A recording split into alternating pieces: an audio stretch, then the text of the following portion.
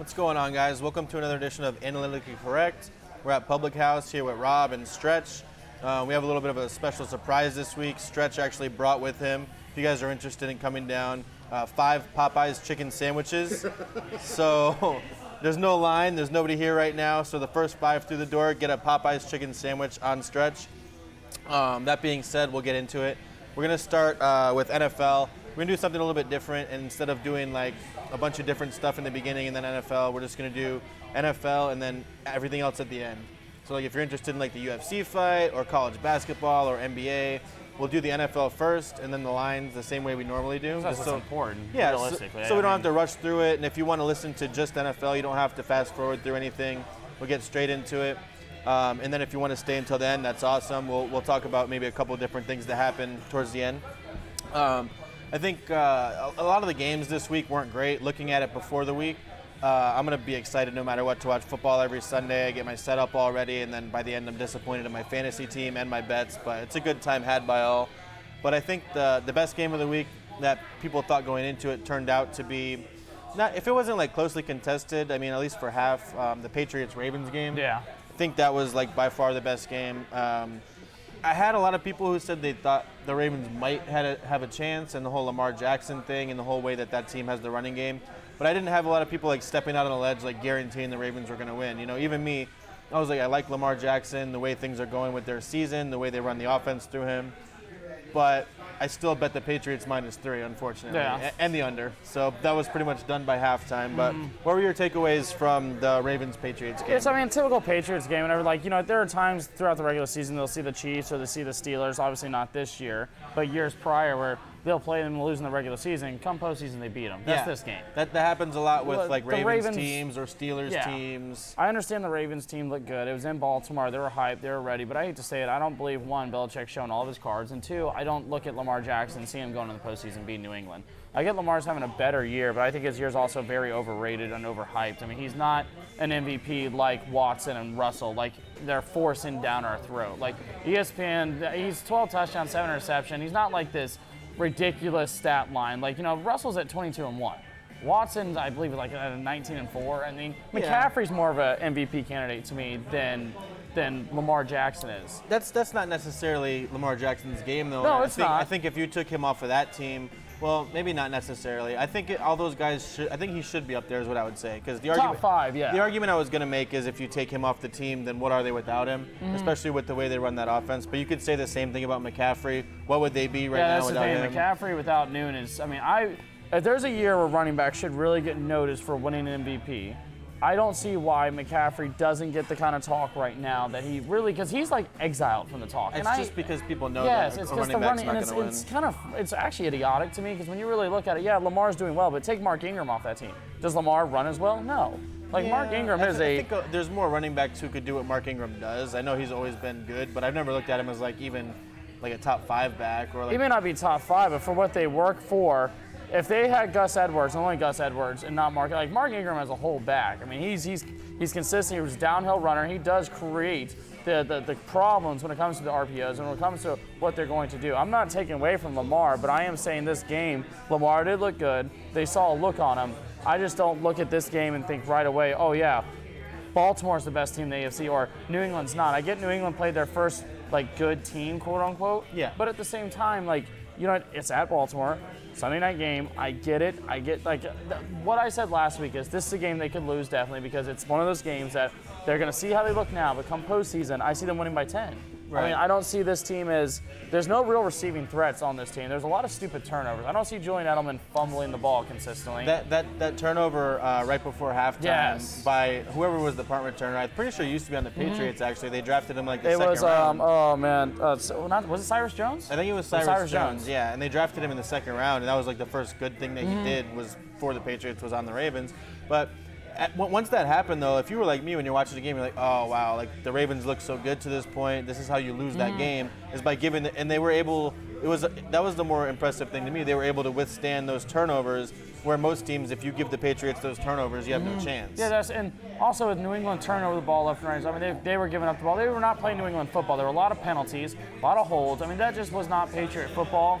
And I don't see that happening again. If the Patriots play their game like they consistently do, The Patriots are going to lose 2 or 3 games this year. They just are. Like, they're not going undefeated. Nobody thought, I don't think, unless you're a Patriots fan, nobody thought they were going to go undefeated. Like, I get the 49ers are undefeated. I think the 49ers are a solid team, but I don't think, like, the 49ers are that much better than the Patriots as they have 0 losses. Where, like, the Patriots losing a game, it's always that overreaction thing. You know what I mean? Like, where everyone, like, as you see, everyone saw today on whatever you watch, Colin Cowherd, or you watch, at Skip Bayless, or you watch, at First Take, or whatever it is you're watching, they all freak out, and it's all, oh my God factor when New England loses.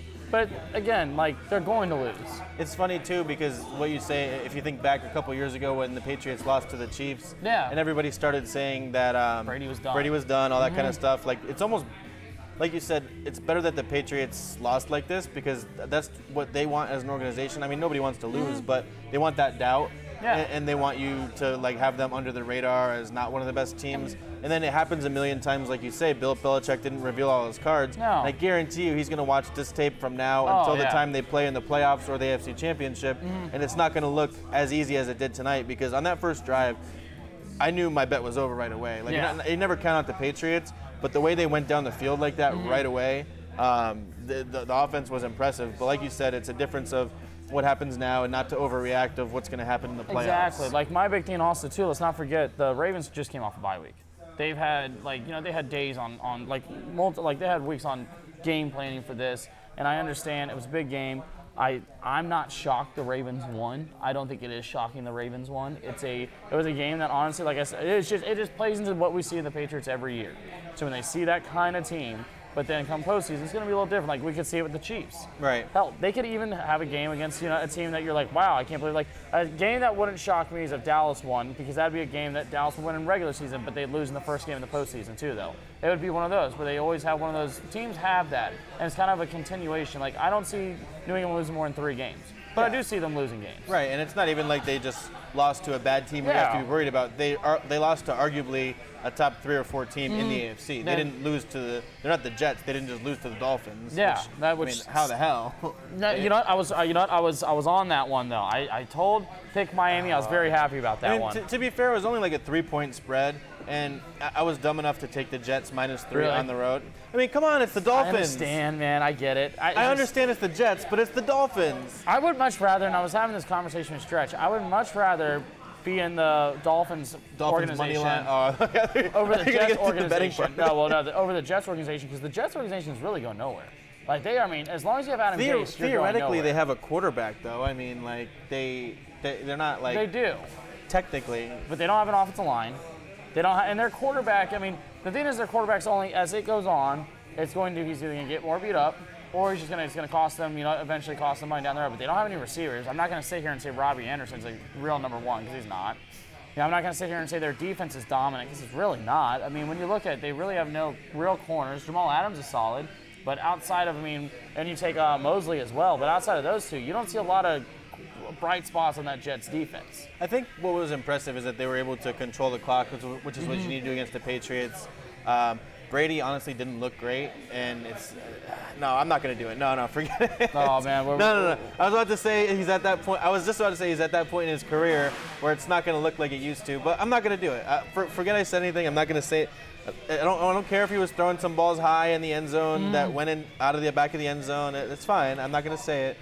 But Earl Thomas was watching Earl Thomas was awesome, because you watch he is truly a difference maker on any defense he's on. Because just having him one play center field, and 2, having him just direct a defense and talking to the defense and lead a defense, you know right away that you have the right guy. And he had made a couple plays in the red zone that stopped a touchdown from Julian Edelman as well. To where, if those, balls right there, if that does become a touchdown right then and there, it's a little different. I thought Earl played a great game. I thought the Ravens played a great game. No knock against them, but they got pressure on them. They didn't. New England didn't have their left tackle. They'll have him back after this bye week. They're going to get on the offensive line, should get beefier, should get better. But at the same time, I just see Baltimore. If it's an AFC Championship game, great. I don't see Baltimore in the postseason, though, coming out there and beating New England. It's just like, I understand how good they were. I can still see it. I wouldn't like over-exaggerate that they can't possibly do it. I just wouldn't. I mean, if you think about it too, the way that the schedule works out, the Patriots, they're saying they play a bunch of good quarterbacks over the next couple of weeks or whatever. But if you had to guess, if they do play in the playoffs, the Patriots are going to be at home. Yeah. And like it can't be overstated the difference. They were on the road. On Sunday night. Going to Foxborough is I mean, it's tough to win in the playoffs in Foxborough. Very tough. Obviously, the home field advantage is a huge thing, and also the division's also made for New England to kind of walk in. They already have a first round bye. Yeah, their division really models them to win it, and they're also going to beat some of these tough teams they're going to see. Some of these good quarterbacks they're going to see. Their defense is coming off a bye, and they're going to see Philly right after that. I think they're going to beat Philly by 10, 12. I mean, they can go in there and I think handle Philly right away. Right. Yeah, I think a couple of the things coming up this next week, it kind of goes back to last week too. The Eagles said that Nick Foles is going to be starting after the bye week instead of Minshew, which I don't know. I think Minshew made it a little bit easier to make that decision. Like the way he started out, if he would have continued, I don't think it would have been a guarantee that would have happened. I think I like Minshew more than other people did. Like some of the things that he does in the pocket, like moving forwards, backwards. He plays like he knows he's not going to play again, and you like to see Fair that. enough, yeah. Like he plays like he doesn't play too worried. He's not worried about what he's going to do next. You know, he just goes out there and he plays the game. And it's almost like a Brett Favre mentality when he goes out there and plays. Not saying he's Brett Favre by any means. No. But it's a mentality. The gunslinger of what thing, he has. yeah. And then Cam Newton got put on IR. He's eligible to come back for the playoffs, which they're kicking the can down the road a little bit because I think most people would think, well, the Panthers have no chance to make the playoffs, so it doesn't matter. They're 5-3. I think they do have a chance. If they make the playoffs, it's stupid to play them. Well, it'll be more of a controversy then than it is now because if he can come back by then, I think people think that he could have played sooner than later. So if it comes to the first round of the playoffs and you wouldn't play Cam Newton? No. If you made it there without him, I hate to say it, and I've been very anti-Cam's, when the season started, I said he would not be a Panther next year. I'm not shocked where it's going. I'd be more shocked if he is a Panther. I think he's more. There's a better chance he's a Bengal than he's a Panther next year. I think there's a better chance he's a Charger than he is a Panther next year. I just don't see this guy coming out there and really. I mean, it costs $32 million to keep him, or it costs $2 million to cut him. You're gonna cut him. You think they're going to cut Cam? There's no need. You're not going to pay him $32 million. Even then, you're just saying that Kyle Allen is your quarterback for the future. Then I know he's been good, but they can still draft someone. I mean, this draft is going to be pretty heavy in there, and if they really want to look into it, I'm not saying Jalen Hurts is like the next great guy, but Jalen Hurts should fall back into the back end of the draft. I think it only helps Hurts too the way that Lamar Jackson is playing. Exactly. And the way that Kyler Murray even is playing on that Thursday night game, that was actually a pretty good game. It was. I only started Kyler Murray in fantasy out of not having anybody else. It's a 16-team league, the one I had to start him in. Had a manual going. I had no choice because I'm like, he's playing San Francisco's defense and all that. And it's the Niners. The Niners are on the road. It's a divisional game no matter what you think about the Cardinals. So it was still impressive, more for both teams to me. Because the Cardinals aren't going to do anything this year, but they can build on it for next year. And the 49ers got a win in the division on the road. Like, you can easily lose those games. We saw that with the Packers somehow losing to the Chargers. That one was a really confusing loss right there. They looked like they did against Philly. It just looks like they didn't want to win the game more than the other team, which is weird. And they took like 3 or 3.5 quarters to score a touchdown. Yes. It was like the Chargers' defense is not. All of a sudden, that pass rush came alive. Yeah, well, we know that it has the players to do that, but we just haven't seen it all season long. No, that's the thing. Like, the Chargers did lose to Denver. And it's like, them losing to Denver is an issue. Philip Rivers, oh my God. Philip Rivers can give me, he can give me a side eye, give himself a side arm too. I don't really care. Philip Rivers is done. It's fun watching this done. year. Dude, he's horrendous. I'm so tired of hearing about Philip Rivers. Like, this has been a lifelong theme for me of Philip Rivers. Like, he's Mr. Garbage Time. Like, he is truly that playoff game against New England last year is his career. He goes down quick, and he'll finish at 350 yards, but it's because he was trailing 20 points. I forgot about that game, but like as a Philip Rivers defender, that game really hurt like the conversation. Yeah. Because I was watching it with a bunch of Patriots fans. I was like, I don't know. I always do this. Everyone does the same thing. It's like, I don't know. Watch out for the Chargers in this game. It's like you're not picking them, but you're reserving the right if they win to say you were right, even though you never said anything in the first place. Yeah, no, that's. So I was like, I don't know, guys. And then after like one quarter, they're like, do you know now? Yeah, I was like, yeah, I think I got it. I mean, like I said, I would not be shocked if, like I said, you could see a Cam Newton going over there because. Honestly, I don't know how much longer they're going to stick with Phillip as well. Cam could be a Bear next year as well. That's a big one. Chicago and Cam Newton could have a connection with each other next year. especially with the way they like run their offense, the way that Mitchell Trubisky does move around. Cam is better at moving around, or we will see if he's better at moving around next year. I believe he throws the ball better than Trubisky does. I think people forget how good he was before like all this stuff happened. And I know injuries happen and people kind of slow down a little bit, but he was like in MVP talks early half of like last season, like before he started going downhill. I feel like it's just that it's the shoulder surgeries, the inconsistency with accuracy, not hitting his guys. I mean, he's had a top 10 defense 8 of the last 10 years. I mean, it's not like Cam's not working with anything. I get he may not have Julio Jones as a receiver, but he still has a great coaching staff around him.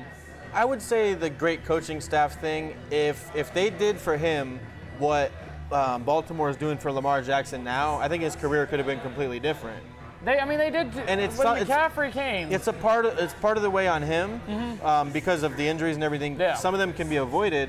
Like Lamar Jackson so far, somebody was saying, well, what if Lamar Jackson just takes one wrong hit and gets hurt? And I understand if the NFL can happen. I haven't seen him get hit hard one time this season. No, and he was smart about it too. So I'm saying, so imagine in the same offense when you talk about the Panthers coaching staff.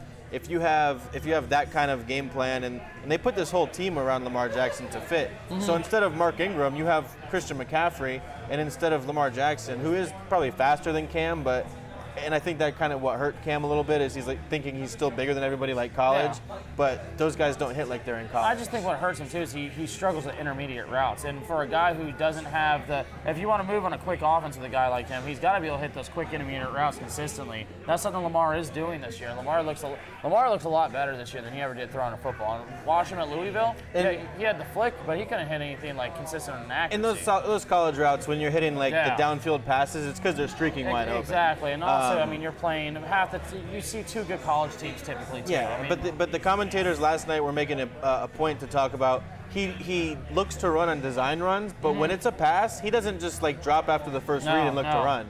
He's going through his whole read. And I think he's only going to get better as more NFL coaching happens with like the passing game. So. I think it's premature with him like I said, with people forcing down our throats about how good he is now. I don't think he's bad. I think he's definitely better than what he's been, but I'm not going to put him in that talking MVP yet by any means. Like I want to see how the rest of the year goes. It's early. Yeah, it's still early. It's still probably like Russell halfway through or something like that. There are still quarterbacks that are out there that are, I mean, I hate to say 9 day better, but like Russell Wilson is 9 day better than him. Like like especially right now. Like well, I mean that would be to be expected. Yeah, exactly. Especially, and we'll get to the Seahawks in a second, but he's saying that Saints are going to be against the Patriots in the Super Bowl. I mean, I don't think that's crazy to say. The Saints' best part of their team is their defense, not their offense. Yeah, and it's almost it's similar to the Patriots in that the defense is really good, and they have a quarterback who's a little bit older. Not doing it to Tom Brady, not saying he's not good anymore or anything.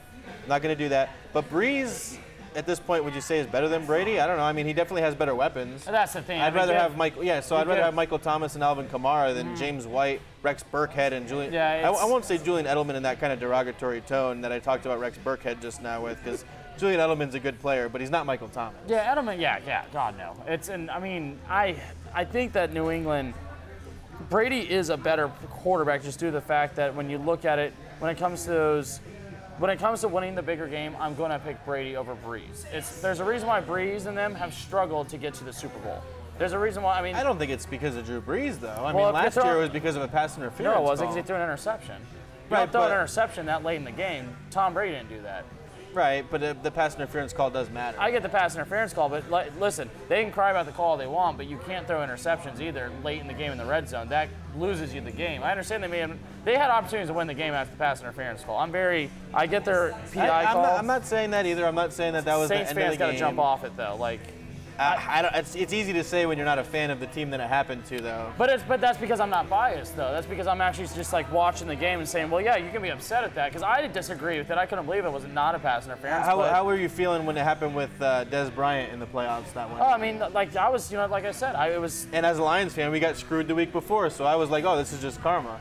You did, but you didn't. Oh, come on. That was a catch. We're not gonna go back 8 years on that. Because I can go back 8 years with you too. With you're hitting the punter, hitting the kicker. Like, you guys got 3 roughing the kicker calls. I'm like, what is this? Like, that was unbelievable. Yeah. There was a point where your kicker got touched by your guy. But my only problem with like Breeze is, and I don't have a huge issue with him, but it's like Breeze has been on a decline. And a lot of people, like last year, he was declining more and more. Coming into this year, we talked about it. He wasn't as hot as he was before.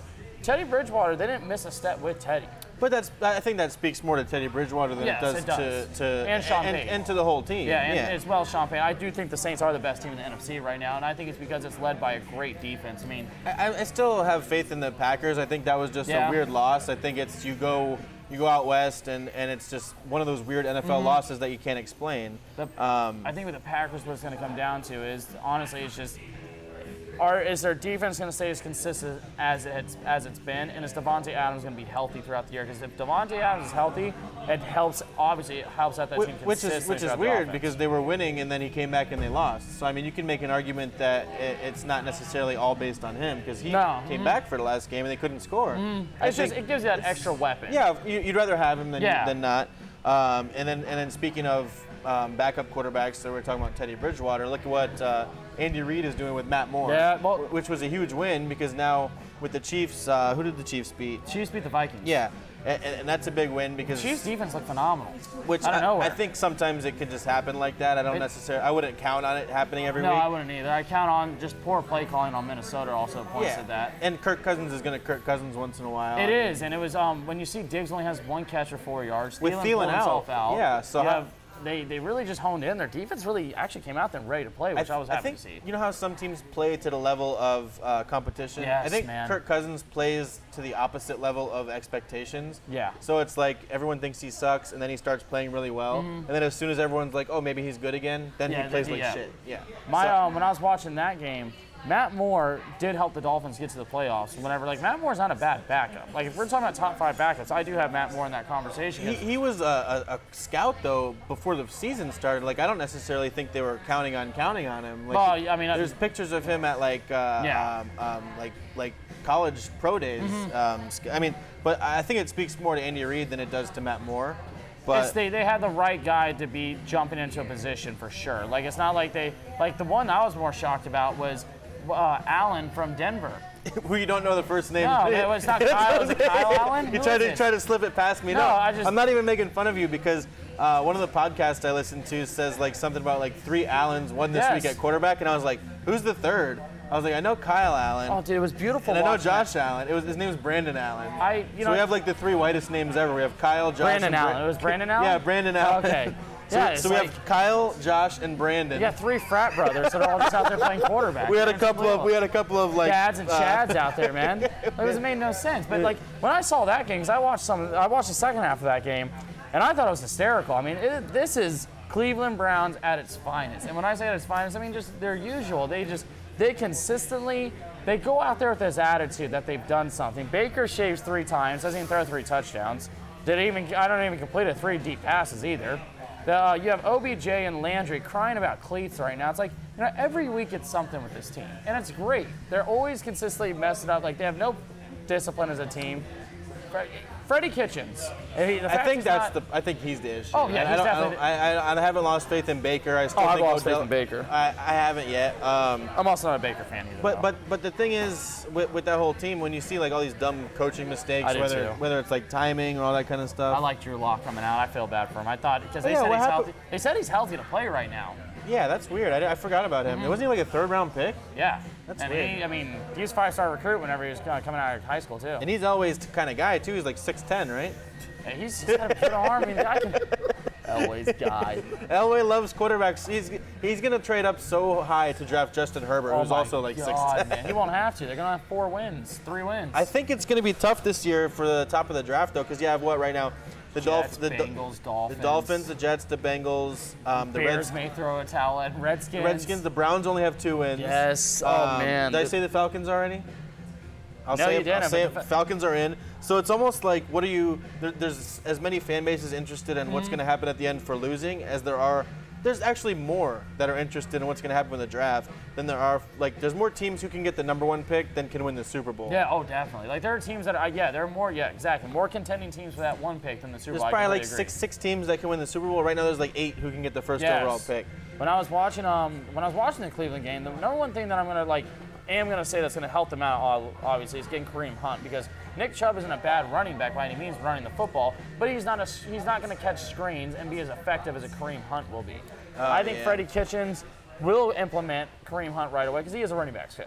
That's one of his strong suits, believe it or not. I mean, it's the only strong suit of the team is the running game.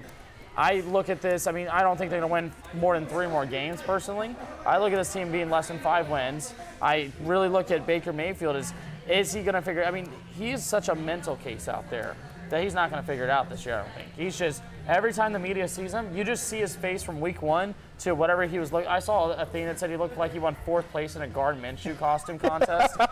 And like he looks so defeated. Like it's just like, and I hate harping on it, but like every week it's like he gets whinier and whinier. And it just builds. Other than coaching, like what other answer can you come up with for like why or how? Like it's the same thing we talk about with the Chargers, other than their win this week, or like the Falcons. So you have, theoretically, we'll take the quarterback out of it. Yeah. You have a good receiver. You have 2 good receivers. 2, yeah. You have a good running back, who I think is like a top 5 running back in the league. You got one of the best defensive ends. You should have Myles Garrett, and they have a couple of interior guys. And I think they have Denzel Ward. Vernon, yeah. Denzel Ward. So like how? Why? And I will say, Coach, but I also have to say it's just the fact that these guys, they have a lot of prima donnas in there. I mean, you have a lot of guys that are not worried about just football either. And I hate saying, like, I understand these guys have lives, they have marketability. But at the same time, if you suck at your job, your marketing is not going to be that great. Like, Baker Mayfield's on a commercial every other commercial now. Oh. It's kind of the same thing that I get with Dak Prescott. Right.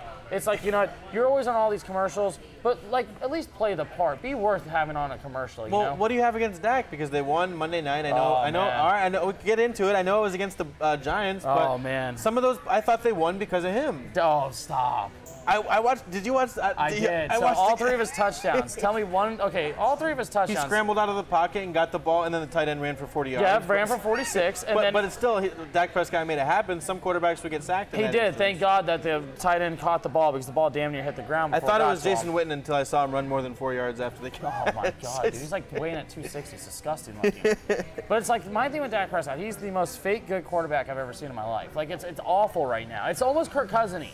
Like it's up there. At least Kirk Cousins. Don't disrespect Kirk Cousins like that. No, I'm gonna be honest with you. He's the king of the good bad quarterbacks. I don't know, man. Because here's the thing with Dak. Like when we watch Dak throw to Jarwin, the ball damn near hits the ground. Jarwin makes a great adjustment and runs the ball 46 yards. Right. Gets a touchdown. The other play where the guy does a somersault. Galloped in the end zone. I understand Dak did make the move with his feet, but his receivers make a lot of plays. Amari Cooper's touchdown. I mean, it was a 20-yard cross, and he ran the rest over there. It's not like Dak is over there. Dak missed a lot of big throws yesterday, too.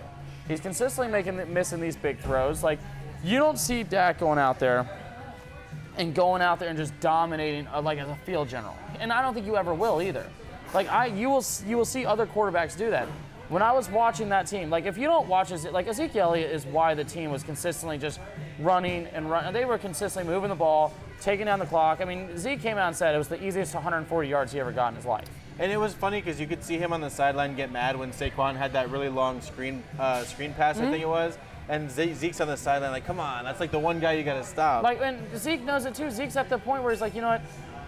Zeke, in that mindset, you can kind of see in his face, it's like, okay, what all do I have to do for us to win? Because, like, he knows. Everyone knows Dak is not that great. Because if he was, you don't pay everyone around him. You don't pay the left tackle big money. But your center big money. Your guards big money. Your receiver big money. Your running back big money. That's fine to say, but they're going to wind up having, if they want to keep him, they're going to wind up having to pay him big money. I have been consistently on this. I think he has the resume to trade and steal a draft from Cincinnati. He has the resume to trade to Miami. He has the resume to trade to a lot of these bad teams that would immediately take up and look at it.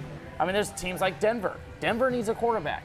Von Miller and some draft picks would not kill us. I was thinking for the Cowboys, because one of the podcasts I was listening to today was talking a lot about all the teams, like we said, that are going to be in the running for the first round pick, or for the first overall pick, and not even the first overall, but who are going to draft quarterbacks. And if we're going to see guys go more of the route of having Josh Rosen, it doesn't work out after the first year, you get the pick, you get Kyler Murray. That's going to happen to Haskins. So if it happens to a couple of these other guys, if you're the Cowboys, instead of paying a Dak Prescott $30 million, you can keep everyone else you're paying. Yes. And then get another free agent, and then you can just trade Dak for something, and you get one of these guys on a rookie contract for 4 more years of a rookie contract. Denver makes the most sense to me because they are going to want to get out of the Von Miller contract. Well, they have Drew Lock though. Yeah, but I mean, like I said, but Dak. And Brandon Allen, he's 1-0. With Dak, the thing I want us to do, and truly want us to do, is go pinpoint Denver. Get a Von Miller and the first-round pick and send Dak over there. And if you have to say, because you know what, they need a quarterback. Dak has this resume that, you know, it's so fake. It's just very fake. It's like, yeah, you have all these wins, you have all this, you have all that, but it's just not like, you know he's not going to go out there and, like, honestly just be the best quarterback in the league. He's not going to be Russell Wilson. I understand he's getting a little bit better, but I hate to say it, this guy even, like, he struggles against teams like early, when we played Miami, the first half, we looked horrendous. First quarter. Very first play of the game, the guy's wearing a bright white jersey, standing right in front of him. He still throws an interception right in his face. Like, it's right to him. Yeah, and that was, and I was at work watching that game, and I saw it starting. Oh, man. And I turn around and take a table's drink order. I turn around, and already somehow the Giants are, and of course they pulled a Giants and didn't score a touchdown and whatever they did and kicked a field goal. But I didn't see the pick, but if it was bad, I believe what you're saying. But I understand people will be like, oh, so what if the rookie doesn't work out? Yeah, the rookie doesn't work out. Here's what I'm going to say, too.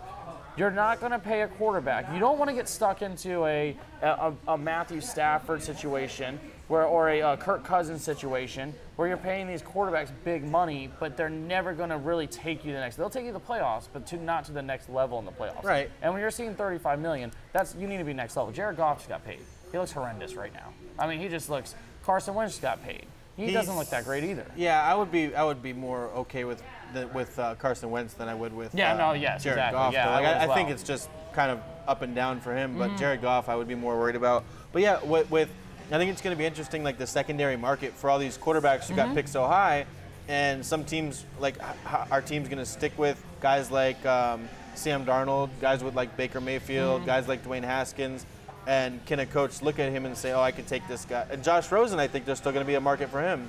I was wondering, what's the point of starting Ryan Fitzpatrick at this point? I think starting Fitz was just, number one, just to get a win, because I don't think Josh Rosen can truly get a win. I mean, he looks really bad. He is Fair enough, but he's also played for like the two worst teams in the two last years. I get that, but I mean, Darnold went out there and won against the Cowboys. I think it's going to be up to some of these coaches in front offices to say, like, is it because of what we put around them? Yeah. Because we're in the age now where it's like you have to prove it now, you have to prove it and make it. Oh yeah. Do it on the rookie contract. So some of these guys are going to wind up going other places, and I guarantee you they're going to wind up being good in other places because they're surrounded by better supporting casts. I was funny because they were talking about New York, and what New York's really trying to do, they want to beef up the offensive line. They wanted two players from the Cowboys for Jamal Adams, Tyron Smith, and they wanted Zach Martin. No. Like when you hear that out loud. Come on. Yeah, you hear that out loud, and you're like, okay, what pick are we getting? Your next 3 first-round picks? Yeah, exactly. Too? It's like, okay, Jamal Adams, who's on a rookie contract, that's fine, and he's good. Not a bad safety, but he's not like. You're talking about two of the best offensive line in football. Like you have arguably the best left tackle in football. Arguably one of the it made no sense right there. That's that, and it makes and they I heard that they offered somebody offered was for Denzel Ward. I forgot what it was offering. Oh, Trent Williams. Trent Williams. Yeah, the Redskins are another team who was like in dreamland. Like, we'll give you a over 30-year-old left tackle who doesn't want to play for one of our best young rookie deal guys in Denzel Ward. Mm-hmm. And I don't hate Jamal Adams. I think Jamal Adams if Jamal Adams is on a good team, because with the overrated comment, I think if he's on a better team, then he can, like, if he's on a team like Dallas, he's a lot better player. But he can't be the best defensive player on the team. You know what I'm saying? Like, you still need your Jalen Smiths, your Leighton Vander Esch, Marcus Lawrence. Like, you need guys like that. Jamal Adams can't be the safety position is not going to be what it used to be. I mean, whether it's Derwin James, whether it's even like Earl Thomas is the last of those transcending safeties. You know what I mean? It was a cool moment to see him when he almost sacked Brady, and they were talking about how Earl Thomas never gets sacks because that's not what he does, and kind of like high-five Brady. That was like an opposite reaction I had to some other DB gave another quarterback like a high five or something, and I thought the opposite. I thought the quarterback was like weak for doing it. I don't remember who it was. Going back to the Cowboys game real quick, one thing I do want to see is they have to start getting out to those faster starts. They need to be more aggressive. Multiple times, you see Dallas run the same play at multiple times. I'm like, you know what? You can do that against New York. But when you see someone like, when we see, New England at Week 12, the Saints again, if we see them in the playoffs, or we see the Packers in the playoffs, you can't do that kind of stuff. They're a lot more game plan. They're better teams, and we have to not play to our competition. There's no reason why we should have been down 3-9. Right. Yeah, and you're trailing most of the game, and then you finally pull away because it's the Giants. One thing I will say, the takeaway that I'm happy about from that game is the defense and the way they contain Saquon, because there are multiple times in the red zone where Saquon couldn't get into the end zone. He's 2 yards away. or he's 3 yards away. And Dallas' defense really came in. They played hard. You know, I love seeing Lawrence play the way he was playing. We didn't have Van Der Esch, but Sean Lee came in and played great. Yeah, I made the joke with my roommate, who's also a Cowboys fan, earlier this season, because I was talking about Sean Lee being on the team and like, oh, he's going to teach Van Der Esch, and then I made the joke to him like, oh, I guess he taught Van Der Esch how to get hurt, and then because that's At least all. not out for the year. Well, Michael Bennett looked really good too. I was really having Michael Bennett. Just the pressure and I like the strong defensive line that we're coming in with. But when it comes to seeing a team like, I'm worried about this Vikings game. Because if we have a slow start against the Vikings, I mean, the Vikings still have a roster. Because now we're going to be saying Kirk Cousins sucked again, and now he's going to play back to the level. Like, he's the opposite. Right? This Vikings team is a very good roster.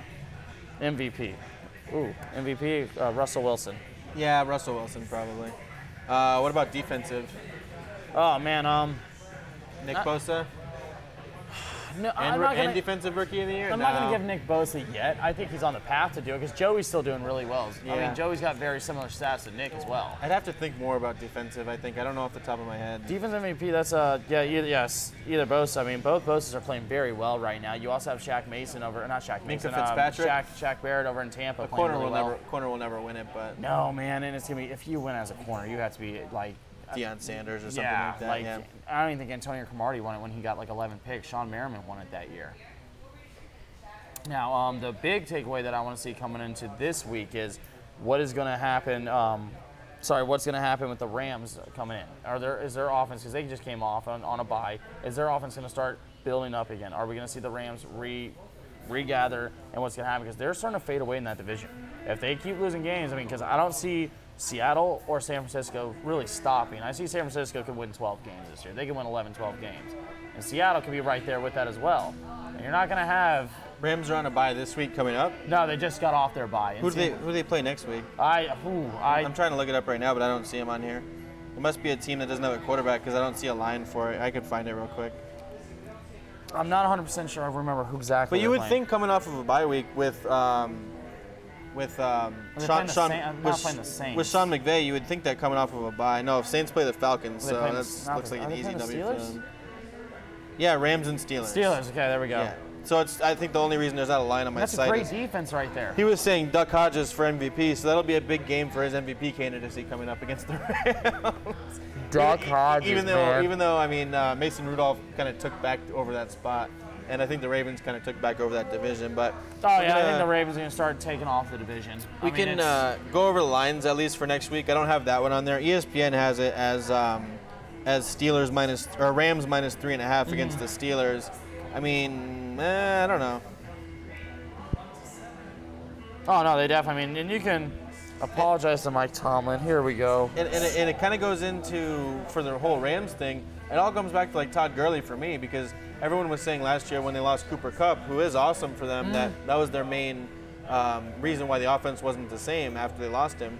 But Todd Gurley was like an MVP candidate at this time last year. Todd Gurley and Brandon Cooks being deployed. I mean, Brandon Cooks has had 2 concussions in 3 weeks. And anybody who has Todd Gurley in fantasy this year knows he's not nearly the same as he was the last 2 years. No. Still like a decent running back, but back then it would be like he'd be good for like 2 touchdowns, 100 yards every week. My whole mindset with what they're doing with Gurley is, I do have in fantasy leagues, is they're trying to hold him off and not overuse him early in the year, and then start pushing him further and further and further to use. I think there's still a lot of time left for him. I don't think Todd's like done. I don't think he's obviously like I don't think he's David Johnson, where I'm not a big David Johnson guy. If you gave him 20 yards or 20 carries, 22 carries, he could probably still get you 100 yards. But the offensive line does look shaky. He's not as explosive as he was, which is expected. I mean, he has arthritis in his knees. It's not good.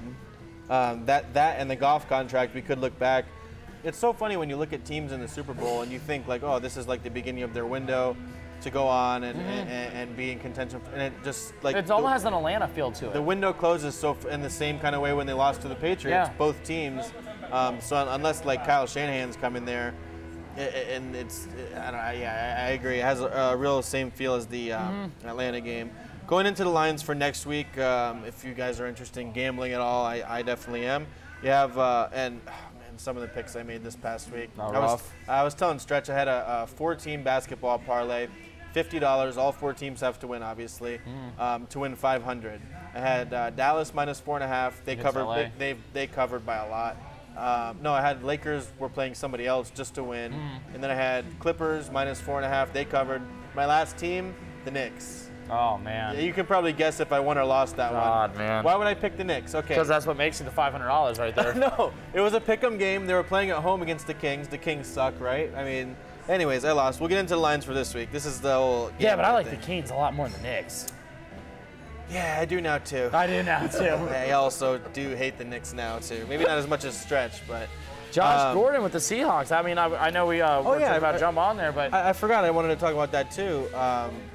You can go ahead with whatever you're going to say, but... I like the ad because I like what Russell does with his receivers. I do like the fact that, this is my buddy James right here. James, thanks for watching, man. But what costed him a lot of money? The Colts. I don't know why he bet it was like a one. Like, Colts lost a lot of money. Jump on him for this one because it was like a one. Vegas had it as like a 1.5 point game, and he bet on it. I'm like, I don't know why he did, but he did. Who did the Colts play? The Colts played the Steelers. Oh, they cost me money too, my friend. Yes. But Josh Gordon and the Seahawks, I like a lot. Honestly, I'm not the biggest Josh Gordon guy, but I do like the fact that now you have Lockett, you have Metcalf. Now you have a vertical threat that you can keep using, and I just like the way Russell Wilson's going. Russell Wilson with Josh Gordon, I think anyone with Russell Wilson is going to get better, and that's what I really like about Russell. He makes guys better. I don't think Tyler Lockett's bad, but I don't think he's that great either. As a fantasy player, but I mean, no. I understand what you're saying. He's more of a slot kind of guy. Mm-hmm, like he can go deep, but he's more of like a slot. But I think Kenny Golladay as a wide receiver is better than him. And I'm a big I think Kenny Golladay is really good. Though. I don't think that's necessarily that's not a knock on him or anything. It's just the fact that when you see what he's putting up, you're like, if you gave Golladay to Russell Wilson or you give any receiver to Russell Wilson, I think they immediately get better. Just because the way he plays, how accurate he is, and how he can throw the ball, he's got great touch. I'm a big Russell Wilson fan, as you can tell. I think when I saw that whole thing when Josh Gordon went there, I was kind of surprised. I thought the Eagles might try to get him because they need a receiver to me a lot more than the Seahawks do, especially watching the Seahawks this past weekend. Medicinal marijuana, man. It's all over Seattle. Oh, it's all coming together now. How did we miss that? Wow. Really? Come on. He didn't miss it. Right away I was like, oh, man, there we go. So you're saying he's going to do what he did in 13 and lead the league in receiving for the rest of the year? If he does, you know what's up. He has to get tested. Oh, yeah. He's gonna have a couple. And he's not going to care. He's going to have a couple roaches in his locker room. Oh, my God. I didn't even think about that. Oh, yeah, it's beautiful. I love it. But to me, isn't he just like DK Metcalf? Isn't he like the same kind of guy as DK Metcalf? That's just what Josh Gordon is. Not saying it's bad for them to get him. I was just surprised because I thought they already had a guy like that. DK's like obviously physically a lot bigger. It's just Josh. We always had this thing with Josh, and we're living off 2013.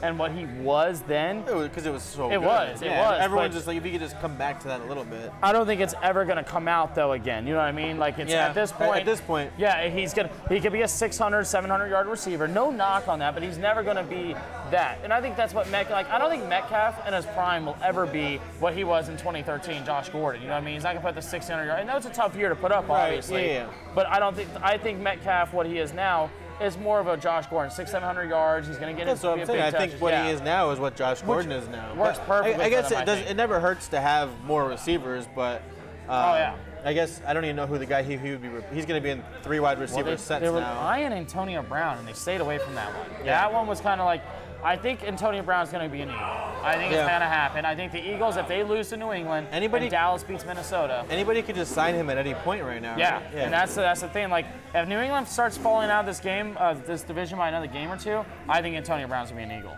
I think it's going to be, because Jackson's out for the year. It's looking like it's going to be tough to see it not happen, I feel like. So getting into the lines for next week, we have Raiders at home against the Chargers. Raiders are +1. See, this is one of those games where it's like now you would take the Chargers because they just beat the Packers, but with the Raiders, I think they've looked pretty decent all season. Saints or Colts this week for Survivor. I'm picking the Saints, man. Saints against Atlanta, I'll pick the Saints. Yeah, that's good. I mean, the Colts have Miami. I mean, I feel like you're going to, pick the Colts. Pick the Colts because they're playing Miami. And I just don't see Miami going there being the Colts quarterback, no quarterback. I wonder how many people picked Miami last week. Do you think anyone had the balls in like a big league to pick Miami last week? Chase could probably know if anyone picked the Dolphins in his league last week because he's in one of these like $1 million ones where everyone puts in like $100 and there's like a shitload of people in it. Yeah, I mean, Colts over Dolphins is -10.5. The Saints are 13.5-point favorites. The Falcons still at least have talent. Like, yeah, that's the thing. The Falcons, we're never going to let them like die in our minds. It's a divisional game. And whatever that means for the Saints and them. But coming off of a bye week, can't see them losing. I just don't. I see Brian Hoyer or Jacoby Brissett beating the Dolphins. Ravens Bengals is kind of risky. I mean, the Ravens are -10, but they're on the road and it's a divisional game. People have the Jets though. Oh man. Oh, see, that's a no. game that I was really adamant that I thought the Dolphins would win that game. It's the Jets still. Like, I can't. It's hard for me to say this because I lost money with them, but it was not a significant amount of money. If you're in like a yearly survivor pool, you just save the Jets for as long as you can down the road. No, you're right about that. Uh, The Jets Dolphins a game that I would say that it's just. I don't think the Jets are. Which that game made me so upset because I'm watching that. I'm like, how the hell did Dallas lose to the Jets? Like how? Like how did Dallas go in there and lose to the Jets, but the Dolphins beat them? It makes no sense. It still upsets me. But with LA and Oakland, I like what Oakland's doing. Oakland's in games, and if they're not winning them, they're in them, and if not, they're winning like good games as well. Yeah, the Lions are actually like, think what you want. They're actually a decent team. Their record could be, like most teams in the league, their record could be much better than it is. But yeah, it's just one of those weird things because I never would have expected for Green Bay to lose like that. But I guess the Raiders don't have to make the trip. I would take the Raiders on that one. Yeah, I'm taking Raiders on that. And the site, I would just take the money line because the 1 point, it's only going to come into it if I bet it. That's the only time it's going to matter. They'll win by 1. And so if you put a bet on, go opposite. Yeah, we'll do whatever. Yeah, exactly. Okay, at this point, this is like a team I'm completely off of. It's Browns at home -3 against the Bills. You know, I tried saying the Browns. I picked the Browns to win last week against Denver. Not picking it. Should not be favored against anybody unless it's like the Jets, unless it's one of those terrible teams. For some reason, I could say, and I hate saying this out loud because like I thought against the Broncos, I thought it was -3 against the Broncos. I'm like, well, the Broncos have their backup quarterback in, their coach sucks, and I like, how do you not pick the Browns? Well, I'll show you. I'm not going to pick them this week. That's how you don't pick them. Okay. They suck. No, I'm with you there, 100%. And the Bills, I know they're 6-2, and some people think they're kind of like a fraudulent 6-2. These next 3 games, man, my lord. Shitty, yeah. Cardinals, Bucks. Yeah, man. Buccaneers at home are -4.5 against the Cardinals. I don't know how you did you see the play with Jameis last week where he literally just like goes back and the ball just falls out of his hand? It's Jameis. It's like, dude, I know. I'm like, dude, you didn't even throw it to the other team. You just like dropped it. Like you gave him a head start. You know how football players like create sports bars? He's gonna have like a Winston's. but his is gonna be. But no, like it's gonna be Winston's, but it's gonna be like a bakery, and he's gonna be great at turnovers. Like that's just gonna be like, his like. You order food, but it always goes to the wrong table. Yes, or it goes like Uber Eats takes to the wrong house. Like it's gonna be consistently just annoying. You know, you're never gonna want to order from him. But there are going to be times when you order, you're going to get more food than you thought you were going to get. And you're like, wow, this is better than I thought. Yeah, this is going to be maybe awesome. I should try this again. Yes. You try it again, and it's nothing ever comes. That's God bless. The guy answers the door. He's like, "Can I take a shit in your house?" That's a quarterback right there. You know, there's a lot. This offseason is going to be the craziest offseason in quarterbacks I think ever. Yeah, because he's going to go somewhere. I think too. Mariota is not as exciting, but he's going to go somewhere else. It's going to be a really weird offseason in quarterbacks. Quarterbacks that are franchise quarterbacks. I think they're going to be gone. I think franchise quarterbacks could be traded. I think there's going to be some moves here. It's going to be fun to see. Oh, famous Jameis crab legs. I like it, man. He opened a food truck. Oh, man. Sometimes it goes really fast. Sometimes everything just dumps out. They're always free, though, so that's good. Oh, God, yes. I would take the Cardinals, I think, in that one. I like the way Kyler Murray's been playing. Coming off of the game they had a little bit of extra time to prepare because they were on last Thursday. I've been watching. I played against Mike Evans past couple of like fantasy games, and like it's annoying me. But I'm gonna pick the Bucks there. Yeah. What is it? 4.5. Yeah, let's go Bucks. Yeah, it's just I just can't trust Jameis at this point. No, I'm with you there. Maybe the over-under is 51. Oh, wow. Yeah, that's gonna be a fun game to watch then. Yeah, Jets, Giants. Jets are at home, plus 2.5. Coming off that heartbreaking loss, I think I would still go with the Giants. That's going to be a game that you're going to watch. You're going to be like, wow, it's either going to be a really, really actually tough, fun game to watch, or it's going to be like, holy hell, this is slop. Unless it's on the red zone, it's not going to be a game that I watch. But, and then how do you take the Giants on the road minus 2.5? Like, I could see if it was like a pick 'em or whatever, and 2.5 is not even a full field goal. Yeah, that's definitely a 3-point game. But you're down right a touchdown with like 10 minutes left, and you have the Giants. Who do you want more? Yeah. Daniel Jones or Sam Darnold? Neither one. I mean, neither one. Ghosts all over the place. Ghosts and dimes. Ghosts and dimes. Saints at home. All right, we're gonna pick the Saints, but 13 is that too much for a divisional game? I think it is, man. I really do. And I know it's gonna be crazy to say that, but I think for some reason, well, no, it depends on if Matt Ryan's playing this game. If Matt Ryan, if they have a lineup, it's probably that Matt Ryan's playing. Yeah. But it's one of those weird things where you'll take the Saints minus 13, and the next thing you look up, and it's like 10-0 Falcons. Yes. And then the Saints come back to win, but it's like 27-20 or something like one of those games, exactly. Because it's so easy to look at all these games and just be like, okay, the Saints are going to win. But then once you're giving up those points and it's like down 7 and you're giving up 13, you're just not going to win the bet. This will be one I think everybody's on. It's going to be Ravens -10. They're on the road, though, against the Bengals. Another divisional game, another one of those games where you're like, they can play the Bengals in the jungle, and I think they'll be just fine. everybody's going to pick the Ravens, but that 10 points, if Cincinnati goes up 7-0, and then the way the Ravens play, they're like most teams, they're a much different team coming from behind than they are when they have a lead. I think the Bengals are the worst team in football.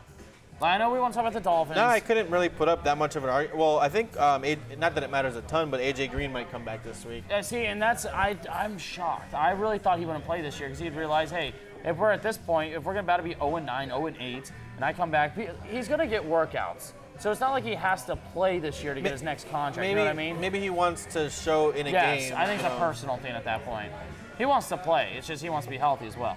Yeah, and then everyone will second guess if he comes back and gets hurt, but and then New England he's like questionable, so he might come back. If I was him, I might want to wait a week and not come back against the Ravens, but whatever. Yeah.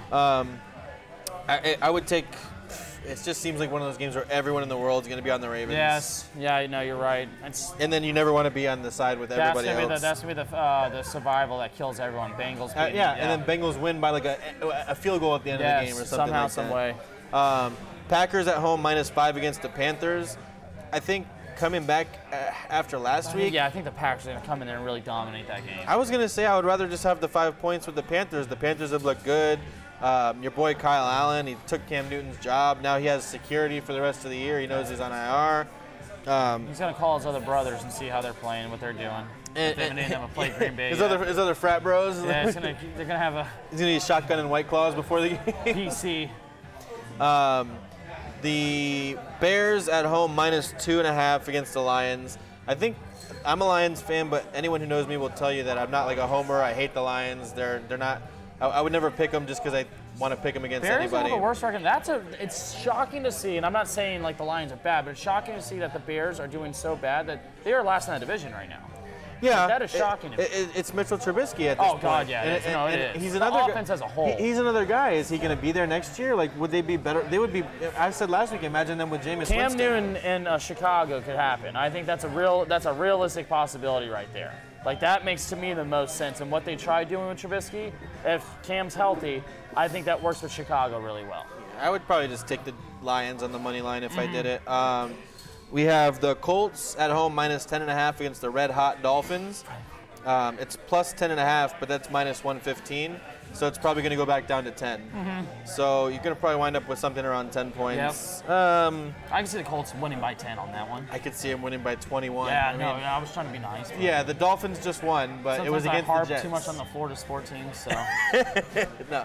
Well, we'll get to that in a second, too. Oh, I can't wait. Been letting it kind of build up. I know you've been thinking about this one. whole time. You're going to look right in that camera and say, fuck you, FSU. Oh, it's going to be great. We have Pittsburgh Steelers +4 at home against the Rams that we were just talking about. So it's going to be Mason Rudolph. Man, it's tough. You know who I'm tired of is Juju Smith-Schuster. Is he on one of your fantasy teams? Oh my God! You drafted him in the first round or early second? second? I actually traded Leonard Fournette for him. I actually did. Oh yeah. And I'm like, and right after that, Leonard had that giant game, and it's just like, it was just not. So I'm not happy about it. I'm very upset. He's one of like the biggest fantasy disappointments I think this season. I just think it's because a lot of people overhyped him right away, and he's another guy. Get off the commercials, play your game. And they do the commercials before the season, it could look a lot different. But once you're in the middle of the season and the commercials are, there was a Jim Harbaugh commercial that came on. There was a Jim Harbaugh commercial that came on. The khakis? Yeah, and it was during one of the games. With his that one. It was during the Wisconsin game we were losing. Oh, and man. I freaked out in the commercial. Like the game was already making me mad. I was like, "Are you fucking kidding me? Yeah. You're wasting your time on these commercials, and we're losing to fucking Wisconsin at this point." Like, I was players, so and I pissed. get it does take some time and it does go on, but my big theme with these players is like, you're making money, so of course they're going to say yes to doing the commercials. But at the same time, you do want to look good. I mean, some of these guys need to actually just be good. Like, you don't have Antonio Brown. You need to be the best receiver you can be now because you don't have. And I don't think it hurts them from doing their job well. Like the same thing with the Odell Cleats doesn't hurt him from being a good player. It's just like it makes you look bad when you're not playing well. It's the distraction. It's like, listen. And to be fair to Juju, he doesn't have a starting quarterback this year. So I mean, not that Ben would have been too much better or worse. I just think if you're a number one receiver, like there are a lot of other, like if you're as touted as he was coming in, like a lot of people had, and I understand they were over-touting him too. He was completely over-touted because he was playing next to the best receiver last year. You think he's going to be automatically Antonio Brown? No, God, no. Yeah, no, that's what people thought. But I also don't think he's going to be, I mean, I don't think that Marvin Jones should be better than him this year. Like that's just like, I think he should be good. Somebody's ready for the WiLLLLie conversation. Oh, don't worry, we're coming for you. It's just we're letting it build. It's like it's slow. It's like Kama Sutra, and then at the end it just you get it. Cowboys at home -3 against the Vikings. I'm picking the Cowboys outside of being a homer on that one, but I am picking the Cowboys. Definitely, I do think that Kirk Cousins and just. I could see our defense getting over there, and like as long as you rattle Kirk Cousins, you can beat the Vikings, and we have the defensive line to rattle them. Say what you want. We always complain about like shitty night games. We have to actually give credit. The last couple weeks have been like next week it's Cowboys Vikings, then Monday is 49ers. Monday night game is going to be 49ers awesome. Seahawks. Awesome game. I can't wait to watch that one. 49ers are -6.5 against the Seahawks. Give me Russell Wilson plus 6.5 points. I'm picking the Seahawks in that one. Every time. Because he's, at the very least, he's at the end of the game every single game with a chance to win it. So even if he's down 3 or 4 at the end of the game, you're getting 6.5 points. And the 49ers may be a very good defense. This is a quarterback this is a quarterback that can work against a pass rush. Like how Aaron Rodgers, how he can get away from a pass rush, consistently slide around. Yeah. This is Russell Wilson. And this defense is gonna have their match, like their best matchup is gonna be against Russell Wilson. It's gonna be seeing a lot of Nick Bosa running after Russell Wilson. Oh, yeah. And I think it's gonna depend on if the secondary can hold up, because everybody can cover for like the first 4 or 5 seconds. Oh, yeah. With Russell Wilson, you have to cover sometimes 10, 11, 12 seconds. Yeah, there's no it's been 5 seconds. I can kind of you can't just figure out what's going on at that point.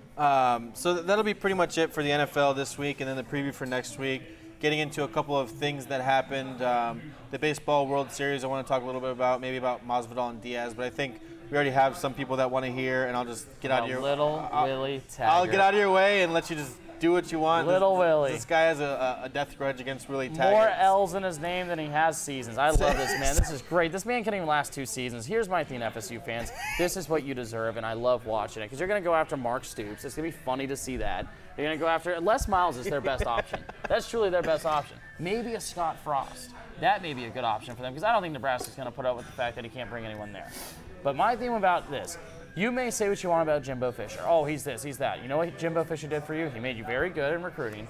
He made you a premier powerhouse. He won you a national championship. You know what Willie Taggart didn't do? Willie Taggart didn't win. He didn't beat Miami. He didn't beat Florida. He's so bad he didn't get a chance to see Florida a second time. That was great.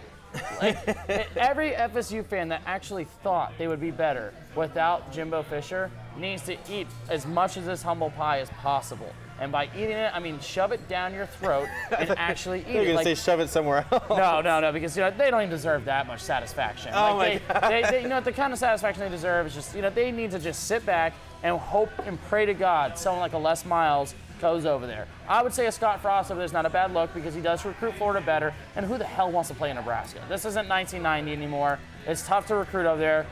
They need to find the right coach. Bob Stoops already said no. Doesn't shock me on that. Mark Stoops has not made a decision. Mark Stoops isn't a bad decision either, though.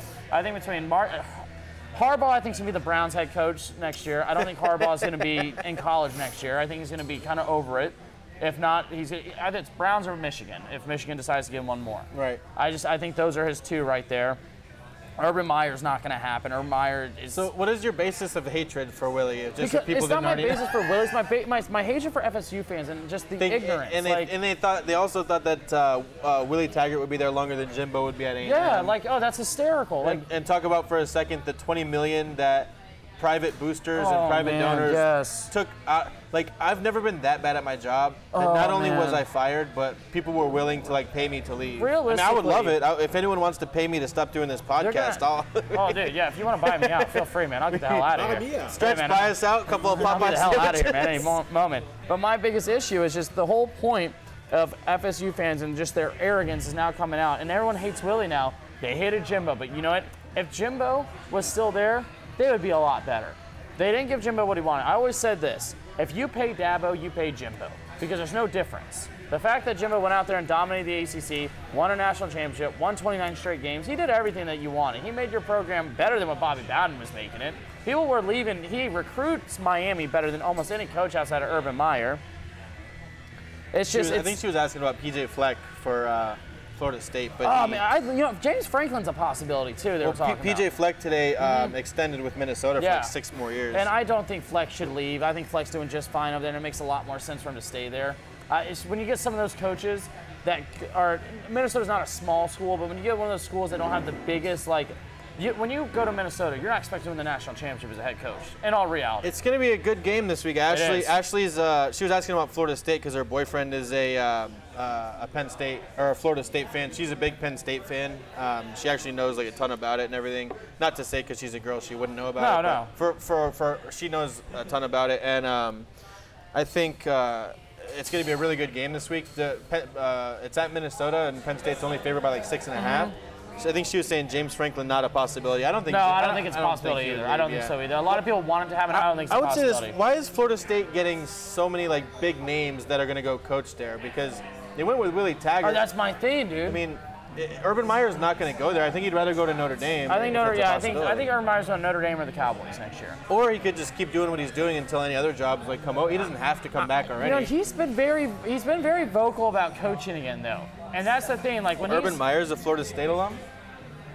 I don't know about that one. I don't know. I guess. But if he goes to Florida State, that'd be the best hire they could get. I mean, like I said, recruiting South Florida is something that Jimbo did really well, and that's something Urban does tremendous. I mean, if you get kids from Miami to go or Fort Lauderdale, like the Bosa brothers, to go to play in Columbus, you're doing a hell of a job recruiting. When you're looking at everyone that's coming in, you look at all these big names. My biggest problem with the Willie Taggart hire and why I really hated the Willie Taggart hire is because I'm so tired of these guys that were under Chip Kelly and they think, oh, well, he was with Chip. It's like the Zach Taylor thing. Why do I hate Zach Taylor so much? Because he shared a sandwich with at McVay for a half a season, and the next thing you know, he's the head coach. Like, no, these guys aren't. Just because you were with someone doesn't mean you're immediate. It's still a Belichick thing, and just because you're next to somebody who's good doesn't mean you're going to be good. They didn't, and they paid him a lot of money. Like Jimbo wanted like $1.5 million more, and they wouldn't pay $1.5 million more to get him. So $20 million just to not be there anymore, and it's a public school too. So it's kind of weird how a public school is allowed to have private donors just pay their coach like that, right? Well, the crazy thing is, like when you look at that, but the kids can't get a sandwich, but the coach can get $20 million. There's gonna be $25 million within a head coach from just the buyout plus paying a head coach all in 1 year. Right. Like that's a lot of money for a head coach. So you better make sure you sign the right head coach. You could have had you or I as the head coach and put $20 million into the facilities up there or something like that. And that was the biggest issue Jimbo You would have had the same number of wins. Jimbo was annoyed that they wouldn't put money into the facilities and they wouldn't consistently build on to be more SEC-like. Yeah. FSU likes to pinch pennies, and that's what they're not going to do it anymore now. Clearly, they saw what pinching pennies gets them, and that's what happened. So next year you're paying whatever it is, $5 million for Willie Taggart plus whoever else you bring in. And then whoever else you bring in is going to see that. I think Les Miles makes the most sense. I think Les Miles not going to stay at Kansas forever. I just see Les coming out, did well with Kansas, got them kind of started up and get she was talking about her boyfriend was. I thought she was saying Urban Meyer was an FSU. Oh no, I didn't think. Yeah. No, yeah, it's fine. But now, the big game we're obviously going to have to talk about is LSU Bama. Alabama, yeah. I mean, I don't know if there'll be more than 20 people with a full set of teeth in there, but where is it? It's at Alabama. Yeah, it's at Alabama. No chance. What, in Baton Rouge is much better? Come on now. Oh, I like by the Bayou. I like Baton Rouge though. I don't like anything about Tuscaloosa. I love both schools and how dominant they play. When it comes to I just like New Orleans in general. I like the whole area. Like I would never go on spring. No one's going on spring break to Tuscaloosa. No, but I get that. I look at this game. This is gonna be a fun game to watch. Let's see what happens. LSU doesn't have their sack leader. They don't have, which I think is crazy not to have, but something's happened personally for him, so he's not going to be there. That's going to play an effect. We're going to see if Joe Burrow is Mr. Top quarterback. My number one thing is, whoever loses this game, if this is the only game they lose, they're not out of the playoffs. This is a game that, if you lose, you're still fully in the playoff contention. You may drop 2 spots top. Which kind of annoys me about Alabama, because who have they played so far all this season? And why do you just get to skate through the regular season and stay at the top ranking, which maybe they deserve, maybe they didn't, that's fine. But you don't play anybody, and then the one time you play somebody, it doesn't matter if you win or lose. No, I agree with that. How much would LSU have to win by for them to drop far enough back? Something like last year when Bama beat LSU like 27-0 at LSU. So Penn State's 5. What is Alabama, 2 or 3? Alabama's 2. So if Alabama loses to number 1 and Penn State beats Minnesota, who I think is like 12 or 13, Penn State should move ahead of Alabama, right? But Penn State's not going to move above Ohio State. But it should be some combination of Clemson in the top 4. It should be some combination. If Alabama loses and Penn State wins, should be some combination of LSU, Penn State, Ohio State, and Clemson. LSU has a better resume and schedule right now for sure in teams they played. Yeah, they beat Auburn, beat Florida. LSU, if they win out, I'm not worried about. I'm saying if Penn State wins out, is there a possibility that Alabama gets in ahead of them with 1 loss? See, that's the thing, because if Penn State's only lost to Ohio State, then that brings the argument for them, because they've beaten some good teams as well. I think there's 6 teams right now that are truly good. With this game, I'm picking Bama. It's at Bama. I just think Bama's going to be more. I think Bama, it comes down to coaching. And I'm not picking Orgeron over Saban. I'm just not. I think Saban, with a bye coming in against LSU, you have extra time against LSU to game plan against. I think that's just such an advantage that people aren't taking into effect. The only thing I would say, and I would be kind of worried about if I was an Alabama fan, would be Tua coming off of what was, I think, actual surgery. If Tua goes out in like the first or second drive, I've felt this pain before betting on, I think it was one of the Texas National Championships or something, where one of the starting quarterbacks went out, and I had to. So if Tua goes out, that's your main advantage, right? Other than that, I mean, Tua and Burrow are pretty close, wouldn't you say? Is it that big of a distinct advantage? I mean, if he goes out, it's LSU to me. It's easily. just I could see whoever's the backup at Alabama, they're prepared. And what showed that to me was the national championship against Georgia. And being at home helps, especially if you wind up having to have your backup quarterback. I think their backup quarterback is more prepared than LSU's backup quarterback. So that's where, I just think if you're, like I said, I think everyone is very, very prepared on that Alabama team. They know what this game is. It's at Alabama. I think LSU's going to come out and play tough. But I don't think LSU's going to win this game. I think it'll be a closer game than last year, obviously, but I do think LSU's going to lose this game. Ohio State with another tough game against Maryland. Great schedule. Yeah, I mean, come on. They have Penn State in like a week or 2. Yeah, that's fine. The spread right now is Alabama -6. I would take the points all day, and I would think about, and the over/under has to be like one of the highest over/unders we've seen for LSU Alabama. 65. Yeah, that's not a usual thing. They're usually a low-scoring game as well. You used to be able to put that at like 20, and you can pick the under. So I think that just speaks to how both of them have changed the way they play offense. I am annoyed this game's at 3:30.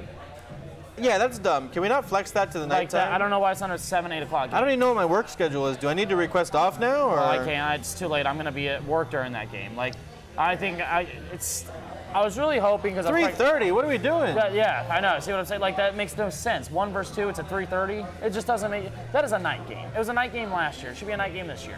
I don't know why it's not. If it's 1 versus 2, I don't care who. Prime time. I don't care if it's like USC versus Washington. It should still be at like 4 o'clock in the morning for us then, or whatever the time difference is. It should always be a night game. Yes, it should be a big night. That should be the big game they're pushing on. Well, at least they have the Minnesota and Penn State game, right? What time is that game at? I'm pulling for Minnesota, man. I really am. Yeah, me too. Sorry, Ashley. I'm pulling for Minnesota I just too. don't like Penn State. I do like James Franklin though. Yeah, you have some. You've voiced your issues with Penn State. I just don't like them, man. I really don't. The stupid whiteout thing and everything. Yeah, the whiteout's dumb. Like if it's that good, why don't you just do it every game? Yeah. Like if it's that much of an advantage, do it every game. Also, I hope Ohio State just wins the Big Ten. No, come on. I know, man. I'm sorry. Do you think, this is a question, do you think that the end of Willie Taggart was the Miami fan wearing a shirt that said, "Keep Willie Taggart"? I said this And do you think Willie Taggart has those shirts of his own that he would wear around the facilities before he got fired. I think Willie Taggart is wearing whatever shirt he wants, because he just made $17 million. But I will say, I was talking to a buddy of mine at the bar, and I said, I wanted Miami to beat Florida State because Willie would not have a job after that. I said, there's no way. Every Miami fan I know wanted Willie Taggart to stay. Oh, yeah. It's like when remember when Chip Kelly was coaching the Eagles? We wanted Chip to stay with the Eagles. I wanted Chip on the Eagles for the next 10 years. I was hoping he signed extensions. Kicked out all of his best players. Yeah, as much as I hate him, once Urban Meyer left, I was like, oh, my biggest didn't work issue, out, but my biggest issue when it comes to like fans are saying, oh, that wasn't his team. You're right. It was better than any team he ever had. Yeah, he wouldn't. It's not like he was going to get a better team. Like those are better recruits than he was going to get. Yes, yeah. Jaquez Patrick and Cam Akers both were 5-star running backs, and he did nothing with them. He couldn't run the ball at all. Yeah. Like this guy would. This was the best roster he ever seen in his life. Cam Akers, unless you like are really into college football for some reason, like Cam Akers is some guy that only, like, he should be a Heisman frontrunner. Yes. He should be he should be up there with Etienne. Yes. Like that's how good Oh my God, yeah. Like if he had been in Auburn, or if he had been in somewhere else, I thought he'd be a Heisman. And I've never seen a single highlight of him because they never play in any game. Like they're playing Boston College this week. In Boston College, are they favored? They're favored by 2.5. And here's the thing: if they lose to Boston College, they have to beat Florida. Because they'll have Alabama, like Southern or some stupid school. Yeah. And then after that, they have Florida. And if they have no bowl game again, make sure you spend your money this time on a coach and a real coach. How about Notre Dame's only favored by 7.5 against Duke? That was a people realized they sucked pretty quickly. Yeah, huh? Kelly. I think Kelly's on his way out over there if they know they can get Urban. That's just all the people putting their money behind Duke to try to get Urban Meyer to be the coach. Yeah, that's all. Yeah. And that would be fine with me. We'd still play him once a year and. Do you think he'd haunt you guys still? I hate him so much. I hate him so much. The only thing that would suck for Urban Meyer, if you're the school that gets him next, is doesn't he have to have a clean program at that point?